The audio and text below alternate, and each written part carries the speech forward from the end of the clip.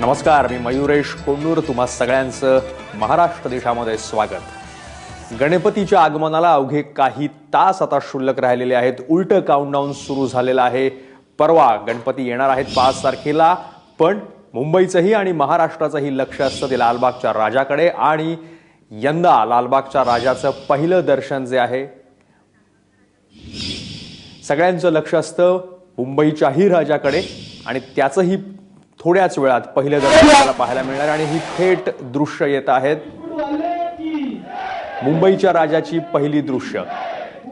2 दिवसांपूर्वी आपण लालबागच्या राजाचं पहिलं दर्शन घेतलं होतं याच वेळेस, आणि आज मुंबईच्या राजाचं दर्शन घेतो आहोत. पहिलं दर्शन तुम्ही थेट ABP माझावर पाहू शकता. गणेश गल्लीचा हा राजा म्हणून ओळखला जातो आणि त्याचं रूप यंदा कसं असणार आहे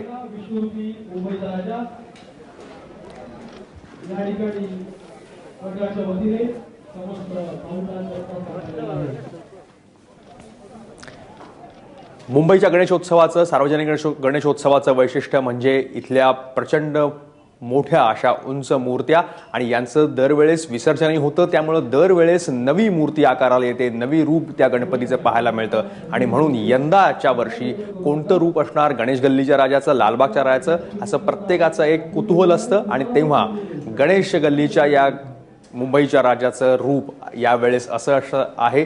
वैभव परब आपले प्रतिनिधी आपल्यासोबत आहेत. वैभव परब, स्वागत आहे तुझं. या गणेश गल्लीच्या राजाच्या मूर्तीबद्दल काय सांगशील? मयुरेश, खऱ्या अर्थानं बघता क्षणी मन भरून येईल असं एक मनमोहक रूप आहे ते गणपतीचं आपल्याला इथे पाहायला मिळतं. मुंबईतली सर्वात आधी उंच मूर्ती म्हणून गणेश गल्लीच्या मंडळाकडे पाहायला जातं. त्याच पद्धतीने आजची जी मूर्ती आपल्याला पाहायला मिळते ही 22 फूट उंच मूर्ती आहे. आणि यंदाचं वैशिष्ट्य सांगायला झालं तर विष्णू अवतारात ही मूर्ती आपल्याला पाहायला मिळत आहे. पितांबर नेसवलेला आहे, भरजरी शाल आहेत, हाराने सजवलेला आहे. त्याचबरोबर हातात विष्णू अवतारासारखीच एक भली मोठी गदा आपल्याला पाहायला मिळते. इकडे राज्यभरातून, देशभरातून अनेक भक्त येतात. त्यांना मन भरून पाहणं एक पाहायला मिळतं. आणि हेच गणपतीचं मनमोहक रूप इकडे पाहण्यासाठी अनेक भक्त राज्यभरातून येत असतात. आणि तेच रूप इकडे मन भरून टाकणारा गणेश गल्लीचा मुंबईचा राजा म्हणून ओळखला जातो.